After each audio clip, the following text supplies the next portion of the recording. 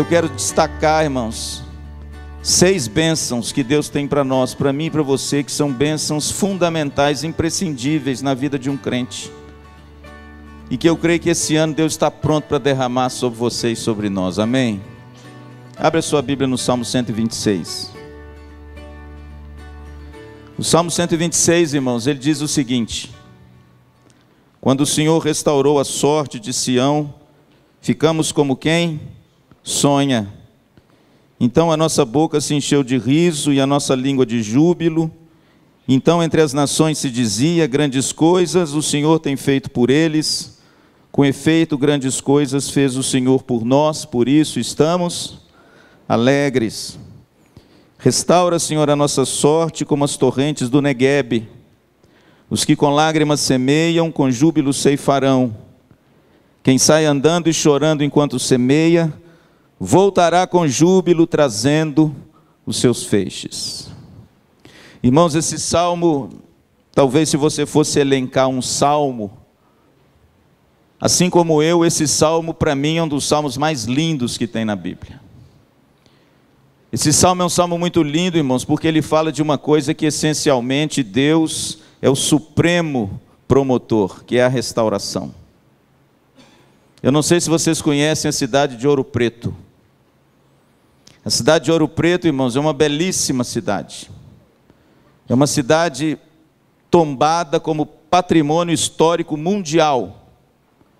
A cidade de Ouro Preto, irmãos, tem igrejas e construções que datam da época do descobrimento quase do Brasil.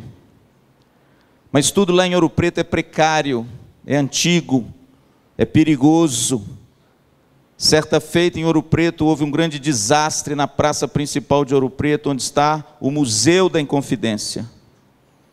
Saiu no jornal, foi noticiado em vários lugares, teve um incêndio terrível naquela praça. E vários sobrados antiquíssimos naquela cidade foram destruídos. Aquilo foi uma catástrofe, o mundo inteiro chorou por Ouro Preto. Mas, irmãos, Deus dotou o homem de uma faculdade extraordinária. Alguns profissionais foram levantados do mundo inteiro, não apenas do Brasil. Eles se reuniram, conversaram, traçaram planos, e em pouco tempo, irmãos, tudo aquilo que foi consumido em poucos minutos pelo fogo, a mão hábil do homem restaurou. Se você hoje for em Ouro Preto, na bela cidade de Ouro Preto, eu aconselho você a ir. Você vai fazer uma viagem no tempo. Você vai respirar o Brasil do século 16, 17 e 18. Você vai andar por aquelas ruelas e ver, irmãos, que grandes e que maravilhosas construções foram preservadas e restauradas pela mão do homem. Eu sempre gosto de dizer o seguinte: Deus deu ao homem aquilo que por excelência ele o é, um restaurador. A grande obra por excelência de Deus é a obra de restauração. Esse salmo, irmãos, ele está inserido dentro dos salmos que são chamados de cânticos de romagem. Pode dar uma olhadinha aí, acima do título ou embaixo do título do seu salmo, que você vai ver escrito cântico de romagem. Pastor, o que significa isso? Se você prestar atenção, você vai ver que o Salmo 120 até o Salmo 134, ele tem essa frase embaixo do título. E deixa eu te contar uma história. O título não é Bíblia, não é inspirado por Deus. O título foi dado depois. Por exemplo, o Salmo 26, 126 tem o título Consolo para os que choram. Isso aí não é Bíblia, isso foi colocado depois por alguém que fez e editou a Bíblia. Agora, o cântico de romagem é. O cântico de romagem é inspirado por Deus. O cântico de romagem foi escrito juntamente com os salmos. Por quê? Porque o Salmo 120 ao Salmo 134 eram os salmos que o povo de Deus cantava por ocasião das grandes festas de Jerusalém, quando eles saíam das suas casas, das suas províncias, dos seus lugares, e iam peregrinando até Jerusalém para adorar a Deus em Jerusalém. E sabe como eles iam? Eles iam cantando os salmos. Quais salmos, pastor? O Salmo 120 ao Salmo 134. A palavra romagem, talvez na sua Bíblia esteja escrito o Cântico dos Degraus. Tem escrito isso aí na sua Bíblia? Cântico dos Degraus. Pastor, por que é chamado em algumas Bíblias de Cântico dos Degraus? Simples, porque Jerusalém ficava no lugar alto, aliás, no lugar mais alto da Palestina, era a cidade de Jerusalém, mais ou menos 800 metros acima do nível do mar. E todos os que saíam para adorar a Deus em Jerusalém subiam os degraus para ir na casa do Senhor e adorar a casa do Senhor. É por isso que debaixo do título aí do seu salmo está escrito Cânticos de Romagem. Romagem por causa das romarias. O povo saía para adorar a Deus e cantava e louvava e tinha os salmos na ponta da língua. Que coisa maravilhosa. Ainda bem que o salmo de romagem começa com 120. Já pensou se eles decorassem o 119, hein? Estava difícil, né? E o interessante, irmãos, que o Salmo 126 está no contexto dos cânticos de romagem. E eu acho que esse Salmo 126 é um dos salmos que o povo de Israel gostava mais de cantar. Por quê? Porque fala de restauração. Pastor, qual é o contexto do Salmo 126? Engraçado, irmãos, que o contexto do Salmo 126 é o contexto do Salmo 137. Pastor, o que fala o Salmo 137? Fala do contrário do Salmo 126. Se o Salmo 126 fala de alegria, o Salmo 137 fala de tristeza. Se o Salmo 126 fala de restauração, o Salmo 137 fala de destruição. Se o Salmo 126 fala das bênçãos da restauração, o Salmo 137 fala das consequências do pecado do povo e da disciplina de Deus. O Salmo 126 é o Salmo de volta para casa. O Salmo 137 é o Salmo do exílio, longe de casa. O Salmo 137, irmãos, é o Salmo do lamento. É o Salmo da dor. É o Salmo da angústia. É o salmo que o povo escreveu sentado às margens dos rios da Babilônia. E o povo babilônico pediam aos hebreus para cantarem hinos ao Senhor. E eles então respondiam: como cantaremos os hinos se nós estamos longe da nossa terra? Nós não podemos nos alegrar. Nós penduramos as nossas harpas nas árvores, e o povo nos pede canções, mas nós não estamos alegres, nós estamos tristes. Esse é o contexto do Salmo 137. O povo exilado, disciplinado pelo Deus que os ama, distante de casa, distante de Jerusalém, e você conhece a história. Por 40 anos, Deus pesou a mão sobre um povo idólatra e murmurador. Mas agora não, irmãos. O contexto do Salmo 126 é o lado B do disco. O contexto do Salmo 126 é o outro lado da moeda. O contexto do Salmo 126 é o contexto por excelência da obra poderosa de Jesus no seu coração, que é a obra de restauração. Eu, quando vou em Ouro Preto hoje, eu acho muito lindo. Pena que eu estou longe de lá, né? Mas quando eu morava em Belo Horizonte, sábado que eu não tinha, às vezes, trabalho, a minha Tereza poderia estar aqui para me dizer isso, que é verdade. Nós pegávamos o nosso carro, mas a Alice está. Nós íamos os três para Ouro Preto. É pertinho, é 100 quilômetros de Belo Horizonte. E a gente passeava por aquelas ruas, batia algumas fotos, e eu vi, irmãos, aquelas construções restauradas. Eu ficava maravilhado com aquela coisa, mas eu fico mais maravilhado ainda com a obra de Deus na sua vida. A obra por excelência, irmãos, que Deus realiza é a obra de restauração. E a Bíblia diz que Deus então pega esse povo e restaura a sorte desse povo. Traz o povo de volta para casa. Mas pastor, por que esse salmo fala dessas bênçãos decorrentes da restauração? Porque, irmãos, não é apenas restauração de um lugar, é restauração de um estado. Trocar de casa não adianta. Trocar de ambiente não adianta. Por quê? Porque às vezes o ambiente está dentro de você. Trocar de imóvel não adianta. Trocar de carro não adianta, trocar de roupa não adianta. Sabe por quê, querido?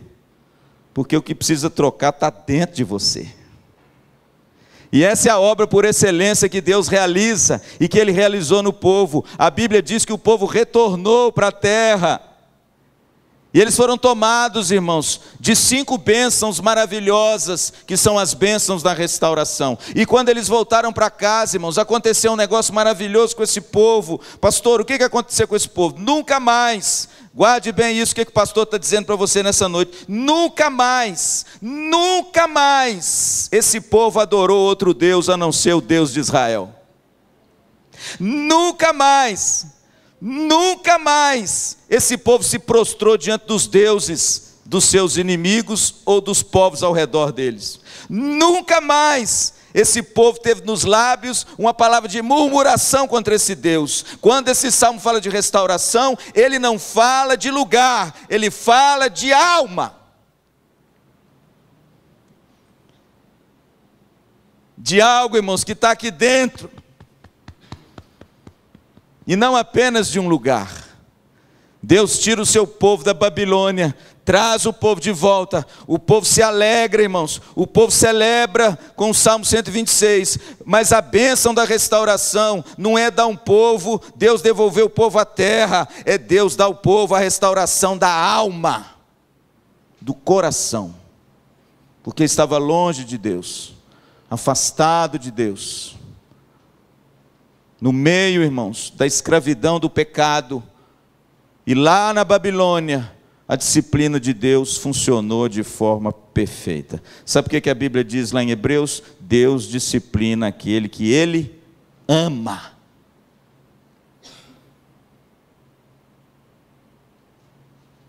Minha filha tem 22 anos, essa semana vai fazer 23. Que orgulho para um pai, hein? Ei, minha linda. 23 anos. Até hoje, se a Alissa fazer alguma coisa errada, eu disciplino ela. Até hoje, querido, se ela faz alguma coisa que sai fora dos trilhos, eu disciplino a minha filha. Sabe por quê? Porque disciplina é amor. Tem muito filho aí clamando que o pai o discipline e que a mãe o discipline. Sabe por quê? Porque quando o pai e a mãe disciplinam um filho, a linguagem subliminar que existe na disciplina no coração do filho é o seguinte: ele se importa comigo. E quando a gente deixa a coisa, quando a gente não se preocupa e se disciplina, a ideia que tem no coração dele, sabe qual é? Ele não se importa comigo. Pastor, quais são as bênçãos decorrentes? Olha aí na sua Bíblia. Quais são as bênçãos decorrentes da restauração?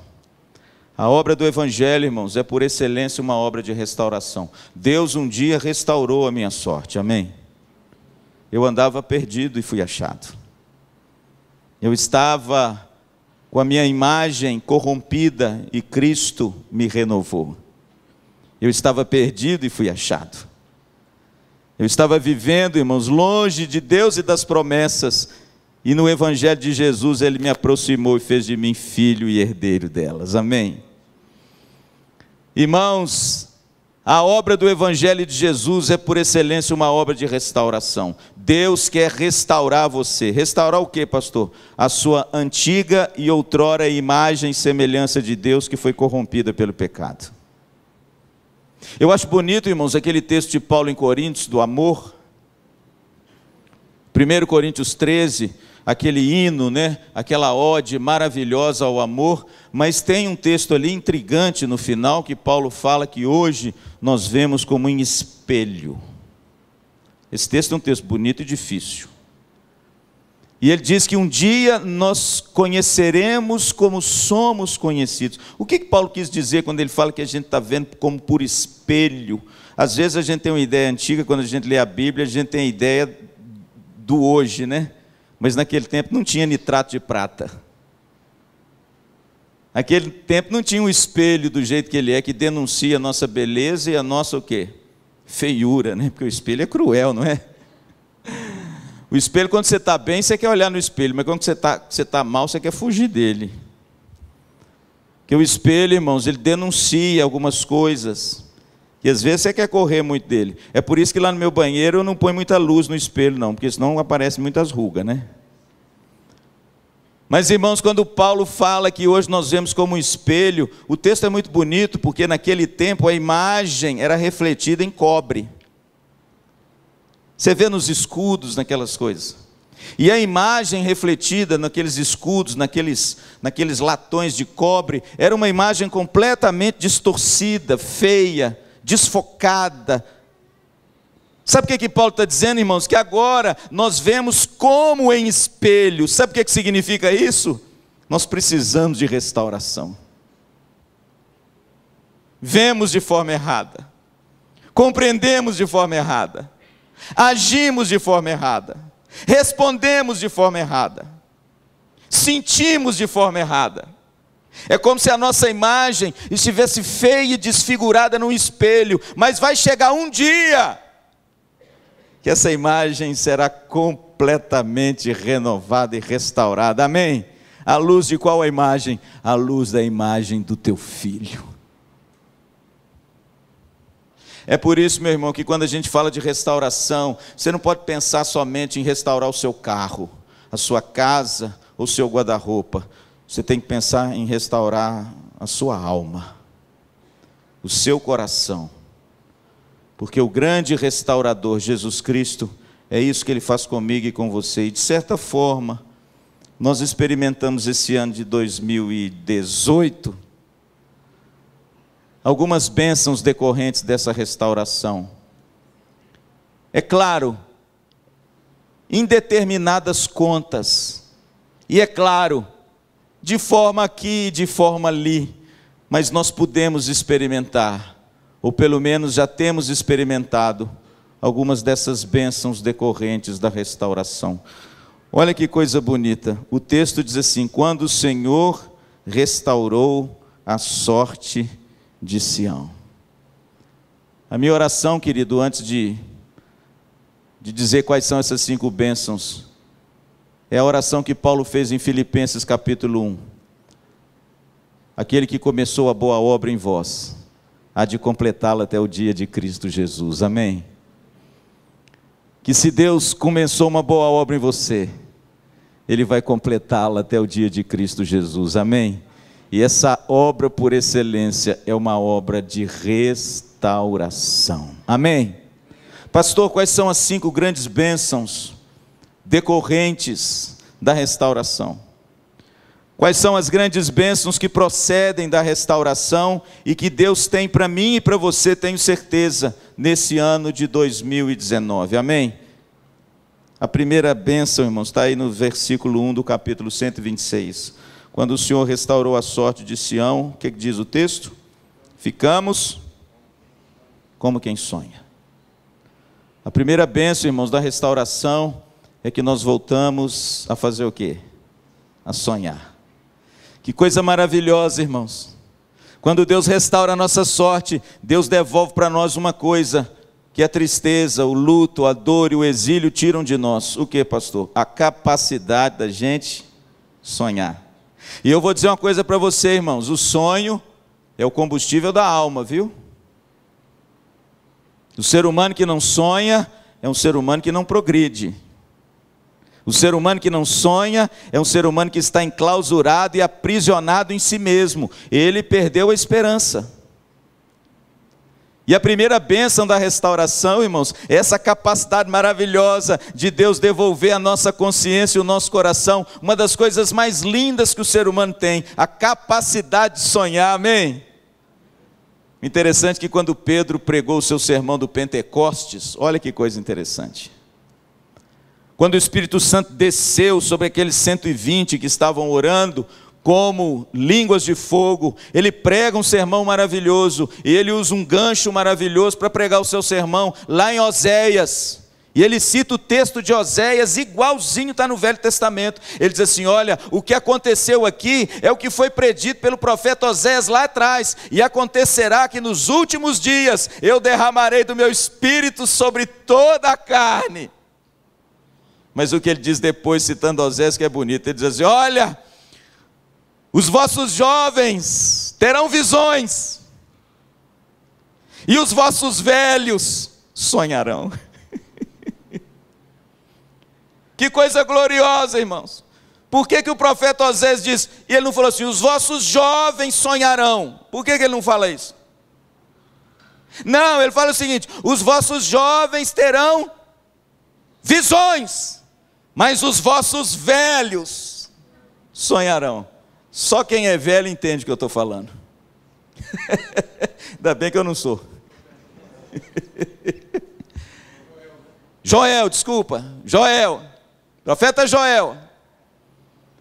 Irmãos, que coisa maravilhosa, sabe por quê? Porque normalmente, infelizmente, a velhice tem sido um período da vida que os sonhos foram enterrados, os sonhos foram sepultados. Os sonhos, irmãos, estão sepultados nas trincheiras da vida, e de repente para o velho não resta mais nada, nem sonho. Pastor, sonhar para quê? E aí a Bíblia vem, irmãos, e diz que quando o Espírito Santo for derramado, os velhos sonharão. Que coisa abençoada. Sabe o que isso significa? Você foi feito para sonhar. Em qualquer idade, irmãos. E os velhos é para mostrar essa obra gloriosa da restauração, e como ela devolve para nós essa possibilidade de quê? De sonhar os sonhos de quem? De Deus. Amém? O Raul Seixas era um maluco, beleza, não era? Irmãos, mas ele tinha umas letras que falavam uns negócios poderosos. Ele era muito doido mesmo, tá certo. Eu nunca gostei dele. Nem quando eu era do mundo eu ouvia muito o Raul Seixas.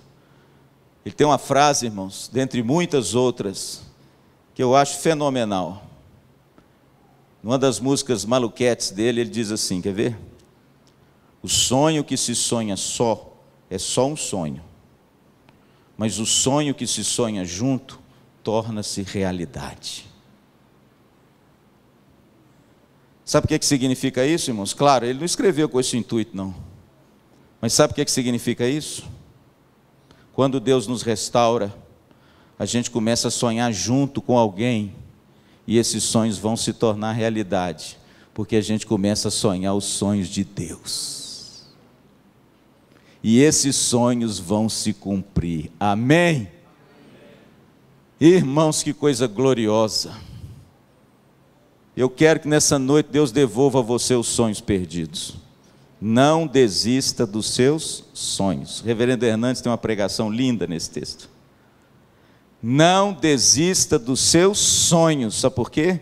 Porque se a restauração do Evangelho começou em você, ele vai devolver a você a bênção de sonhar. Sabe quem era um jovem sonhador na Bíblia, meu pastor? Sabe, né? José. José foi conhecido como esse sonhador. Aliás, os próprios irmãos deles alcunharam ele desse nome, achando que estava xingando ele. Isso não é xingamento não, irmãos, isso é bênção demais. Quem dera se eles olhassem para mim e falassem, pastor Luciano, pastor Luciano é um sonhador, oh aleluia. E eu quero sonhar mesmo, irmãos, os sonhos de Deus. Sabe por quê? Porque quando eu sonho os sonhos de Deus, esses sonhos vão se realizar. Amém? Pastor, qual a segunda bênção decorrente dessa restauração? Olha o verso 2, até o verso 3.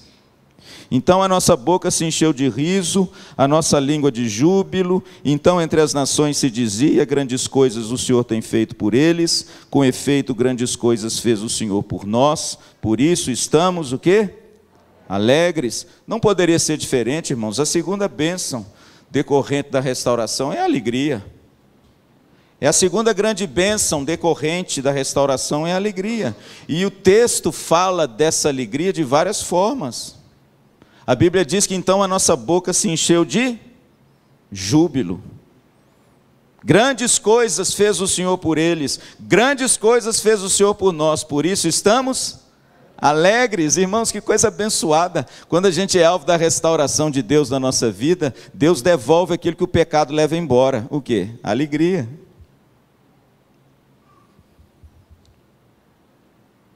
É o pecado, irmãos, que pesa. É o pecado que amassa. É o pecado que torna a pessoa amargurada e entristecida. É o pecado, irmãos, que tira dos lábios a alegria e tira do coração o prazer de viver. Mas quando Deus restaura, irmãos, a nossa sorte, Ele devolve o sorriso nos nossos lábios, a alegria do nosso coração. Agora, o coração alegre aformoseia o quê? O rosto. Dê uma olhadinha na Bíblia, você vai ver que a mensagem do Evangelho, como o pastor já pregou, é uma mensagem de alegria. Os pastores, quando receberam a visão angelical lá em Lucas 10, 2:10, os anjos disseram assim: olha, eu vos trago uma mensagem de grande alegria. A mensagem do Evangelho, irmãos, é uma mensagem de alegria, tanto é que o símbolo do Evangelho de Jesus e sua igreja é a festa de casamento, já preguei aqui. É por isso que Jesus fez o seu milagre, o seu primeiro milagre, como diz o apóstolo João, numa festa de casamento. Ali, irmãos, o evangelista chamou o milagre de Jesus de sinal. Por quê, pastor? Porque o sinal, irmãos, é mais do que um milagre pontual. O sinal é um milagre que aponta para algo muito maior do que apenas algo físico, algo espiritual e numa dimensão muito maior. Você sabe o que é que o evangelista quis dizer? Jesus fez o seu primeiro sinal numa festa de casamento. Sabe por quê? Porque a relação de Cristo com a sua igreja e o evangelho é uma mensagem de celebração e alegria. É impossível, irmãos, nós sermos restaurados e continuarmos tristes. É impossível, querida, a gente não experimentar o gozo e o júbilo dos nossos lábios. O Salmo 100 fala isso também. Celebrai com quê? Com júbilo ao Senhor. Servi ao Senhor com alegria. Entrai pelos seus átrios com ações. Que coisa maravilhosa, irmãos. A alegria é o fruto do Espírito Santo na sua vida. O crente é uma pessoa alegre, não é porque ele é uma pessoa otimista, não. O crente é alegre porque foi depositado nele o Espírito Santo, e o fruto do Espírito Santo é alegria. Se você foi alcançado por essa graça, foi transformado pelo Evangelho, se você sofreu essa restauração maravilhosa que Cristo faz, então, querido, não tem jeito de você não ser uma pessoa alegre, porque a alegria do Senhor é a nossa força, é obra do Espírito Santo em você. Não é à toa que lá em Gálatas capítulo 5 é o segundo fruto do Espírito Santo, sabia? O primeiro não podia ser outro, é o amor, né? Mas o segundo qual é? Alegria. E aí, irmãos, quando a gente é restaurado pelo Senhor, a gente fica alegre, irmãos, a nossa boca se enche de júbilo, e aquele povo celebrava e cantava. Pastor, qual é a terceira? A terceira dádiva, a terceira bênção decorrente da restauração.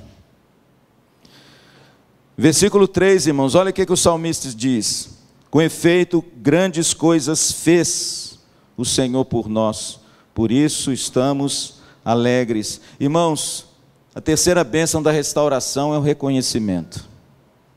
Interessante, irmãos, que o que Deus fez por aquele povo, o povo reconheceu que fora a obra de Deus. Eles mesmos dizem: com efeito, grandes coisas fez o Senhor por nós. Isso é muito importante, sabe por quê, irmãos? Porque você tributa o louvor e a glória para a pessoa certa. É Deus quem faz. É Deus na sua infinita misericórdia e graça quem faz. Pastor, mas eu posso cooperar com Deus? Você pode cooperar com Deus, você pode dobrar o seu joelho e clamar. Aliás, irmãos, eu vou dizer uma coisa para vocês. Quando as pessoas chegam perto de mim e falam: pastor, puxa, tantas coisas bacanas aconteceram na sua igreja, isso é fruto de quê? Eu sempre respondo duas coisas: isso não é fruto da excelência do pastor, porque, irmãos, eu sou um pecador, viu? Mas isso é fruto de duas coisas. De quê? Da ação graciosa e poderosa de Deus. Mas sabe de que é fruto? Dos seus joelhos dobrados aqui toda semana do mês.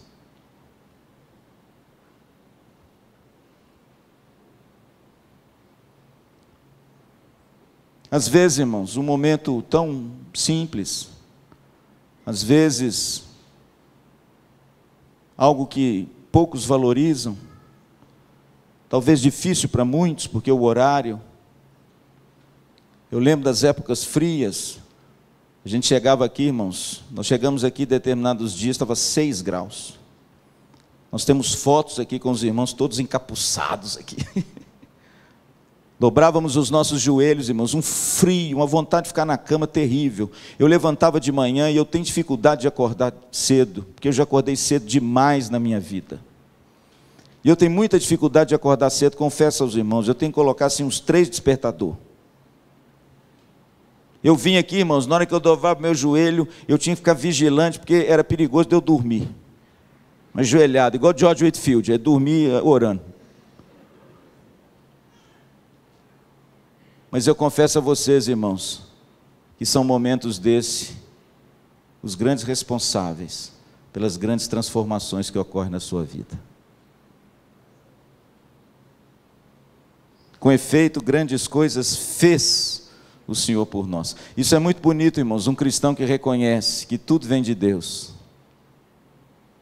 que a bênção vem dEle, a provisão vem dEle, a assistência vem dEle, a cura vem dEle, a salvação vem dEle, o renovo vem dEle, a restauração vem dEle, e a Ele nós devolvemos em louvor e adoração.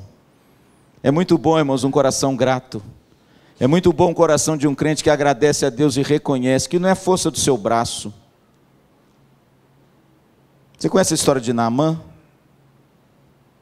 Eu vou pregar sobre Naamã um dia qualquer aqui. Eu tenho algumas pregações na vida de Naamã. Naamã, irmão, era um homem que vivia no maravilhoso mundo de Bob. Você já ouviu esse desenho animado? Já ouviu? Maravilhoso mundo de Bob. O Bob era aquele menininho que ele vivia num mundo assim, fantasioso, né? Ele via uma formiga e de repente a formiga era um dragão. Era igual o Dom Quixote, mais ou menos. Ele vivia num mundo assim fantasioso. Eu sempre digo que Naamã era um homem que vivia no maravilhoso mundo de Bob. Por quê? Porque Naamã nutria na sua vida 2 ilusões. Era igual o Bob. Mundo de Bob. Pastor, qual a primeira ilusão que Naamã vivia? General poderoso, herói de guerra, as pessoas se inclinavam diante dele, cheio de orgulho, de autoridade, soberbo como ele só, forte como ele só. Ele vivia, irmãos, a ilusão da autossuficiência. Isso é um perigo, viu, irmãos? A pessoa bater no peito e dizer assim, eu sou boa mesmo.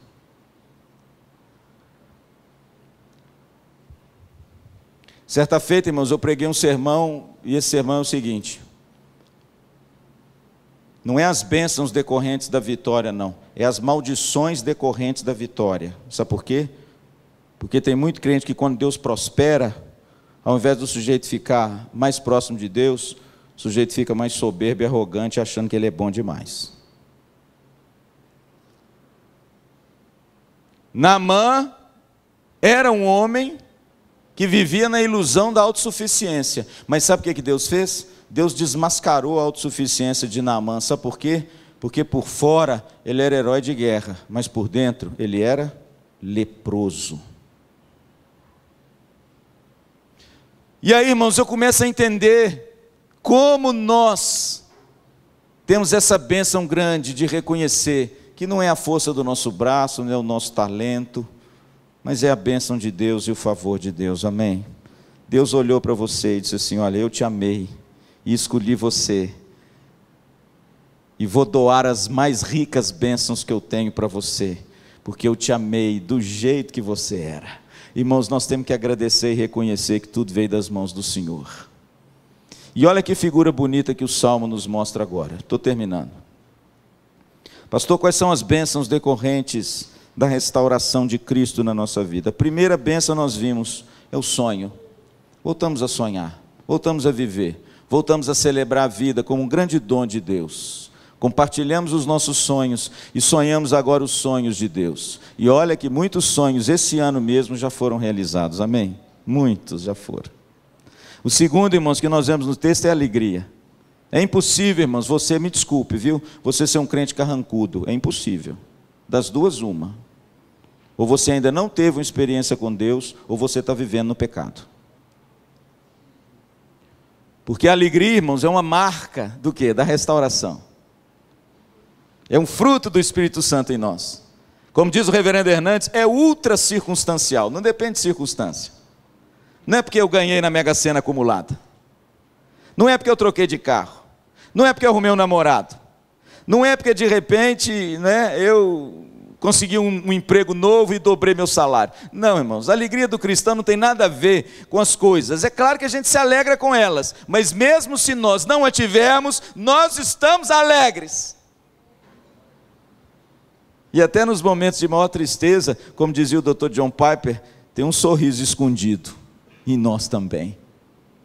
O crente é aquele que consegue ficar triste ao mesmo tempo, mas lá dentro do coração ele é alegre.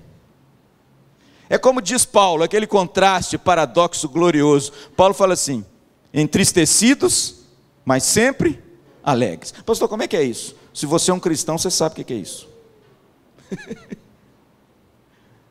A gente fica triste, mas a gente sempre é alegre. Mas por quê? Porque minha alegria vem da obra que Jesus fez em mim e daquilo que Ele representa em mim agora, amém? Esse salmo, irmãos, fala de reconhecimento. A gente agora reconhece que tudo veio das mãos dEle, e como Davi, das mãos dEle nós o devolvemos. Mas olha o que diz o verso 4: restaura, Senhor, a nossa sorte, como as torrentes do Negueb. Isso é bonito, irmão, sabe por quê? Porque a imagem que o salmista fala aqui é da região sul da Palestina, chamada de Negev. Na verdade aqui está aportuguesado, né? O Negev é uma região sul, quase na divisa com o Egito. É uma região árida, irmãos, terrível, mas é uma região onde a gente aprende lá na agronomia de rios intermitentes. O que são rios intermitentes? São aqueles rios que ora tem água, ora não tem água. E aí acontece uma coisa interessante: quando vem o verão e o degelo do Monte Hermon, que tem neves eternas, e a chuva abundante no território da Palestina, esses rios que eram secos, a região que era tórrida, seca, sem vida e sem nada, de repente, irmãos, esses rios, da noite para o dia, eles ganham água do degelo do Hermon e das chuvas. E esses rios agora, irmãos, são rios caudalosos, e acontece um milagre no Neguev, onde tudo era seco e árido e sem vida, torna-se um grande jardim. Isso é tão bonito, irmãos, que o próprio Ló, eu queria ter tempo para falar disso, o próprio Ló, quando Abraão fala assim: meu filho, se você for para a direita, eu vou para a esquerda, se você for para a esquerda, eu vou para a direita. A Bíblia diz que Ló levantou os olhos e viu a campina do Jordão, que segue para Sodoma e Gomorra. É essa região. Pastor, mas como é que pode? Ló olhou e falou que estava tudo bonito, e o texto diz que parecia com o jardim do Senhor. Onde que é o jardim do Senhor? É o Éden. Pastor, como é que uma região que outrora é seca, sem vida, sem água, sem verde, se torna uma região rica, verde, por causa do renovo? A ideia, irmãos, do salmista aqui é o seguinte: Senhor, renova e restaura a nossa sorte, como as torrentes do Negueb. Sabe o que significa isso, irmãos? No coração seco, sem vida, na terra esturricada e dura, Deus pode fazer florescer um lindo jardim. E o benefício, irmãos, da restauração, é o quarto benefício, é a renovação. E a ideia do salmista, irmãos, não é a renovação da água e dos rios, é fazendo uma metáfora dessa ideia para trazer a renovação espiritual para dentro de nós. O Espírito do Senhor, irmãos, é aquele que nos renova. A bênção da restauração é a renovação da nossa fé, a renovação do nosso compromisso, a renovação do nosso zelo das coisas de Deus. Deus é aquele que nos renova. Deus é aquele que investe em nós e faz algo que de repente estava morto, reviver e renascer e ser renovado para a glória de Deus, amém? É por isso, irmãos, que o pastor Jeremias fala um negócio bonito: no reino de Deus não tem lata de lixo, viu? E não tem mesmo, sabe por quê? Porque Jesus lá no Apocalipse, quando de repente, irmãos, trata daquela figura indo para a cruz, ele fala uma palavra maravilhosa, ele diz: olha, eis que eu faço novas todas as coisas. Isso é muito bonito, sabe por quê, querido? Porque se você veio aqui nessa noite, deixa eu te dizer uma verdade: não está acabado. Deus pode renovar todas as coisas, amém? Tem muita gente que já botou um ponto final em muita coisa na vida. Tem muita gente que já decretou o fim em muita coisa na vida. Pois eu vou te dizer uma coisa, irmãos: o nosso Deus é um Deus de renovação. Ah, pastor, isso não tem jeito. Tem jeito sim, sabe por quê? Porque nós lidamos com um Deus que faz novas todas as coisas, até você. Não é isso? Nós somos novas criaturas em Cristo Jesus. Jesus fez isso comigo, Jesus fez isso com você. O pastor Luciano vai fazer 55 anos de idade, de vida. Mas o pastor Luciano tem uma outra idade, de uma segunda vida que ele teve. E essa vida é a vida que foi eternizada em Cristo Jesus no meu coração. Eu tenho uma idade cronológica, e eu tenho uma outra idade, aquela idade a qual Cristo me alcançou, me renovou e me fez uma nova criatura em Cristo Jesus. Deixa eu te dizer uma coisa, querido, não coloque ponto final aonde Deus ainda não colocou. Ele pode renovar todas as coisas, e uma das bênçãos da restauração é a renovação, amém? E qual a última bênção? E a gente termina o Salmo. Versículos 5 e 6. Os que com lágrimas semeiam, com júbilo ceifarão. Quem sai andando e chorando enquanto semeia, voltará com júbilo trazendo os seus feixes. Veja que a figura agora do salmista mudou. A figura não é mais dos rios intermitentes que ganham água, e com a água o verde, a vida, e se torna um lindo jardim. É isso que Jesus faz conosco. Ele tira a acidez, a aridez do nosso coração, deposita a bênção do Espírito Santo, e a gente floresce, renova a nossa vida para a glória de Deus.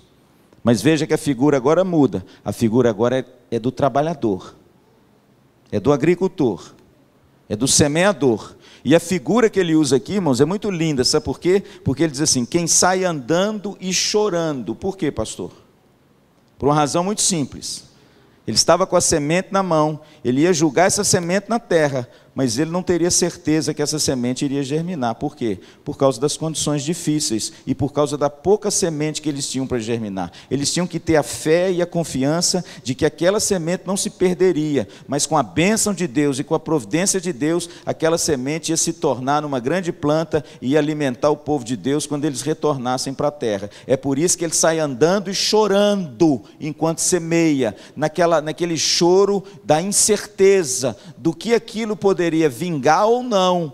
Mas sabe o que o texto diz? Mesmo assim ele sai andando e sai chorando enquanto semeia. Ele não encolhe a mão por causa das dificuldades. Ele trabalha, ele labuta, ele semeia, mesmo nas incertezas da vida.